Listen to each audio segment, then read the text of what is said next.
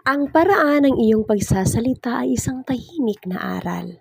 Kahit hindi mo namamalayan, nagtuturo ito sa puso ng bata. Bago pa niya maunawaan ang mga salita, nararamdaman na niya ang iyong diwa. Kapag mahinahon ang iyong boses, ipinaparamdam mo sa kanya na siya ay ligtas. Ligtas na makinig, ligtas na magkamali, ligtas na matuto. Ang banayad na tono ay salamin ng pusong ginagabayan ng Diyos.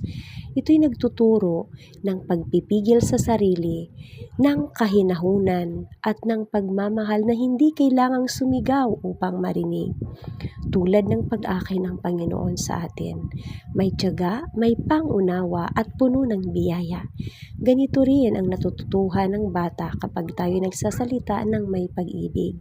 Sa huli, maaaring makalimutan ng bata ang ating mga salita, ngunit hindi niya malilimutan ang kapayapaang nadama niya sa ating tinig dahil ang boses na may pag-ibig ay nagiging daluyan ng aral na mula sa Diyos.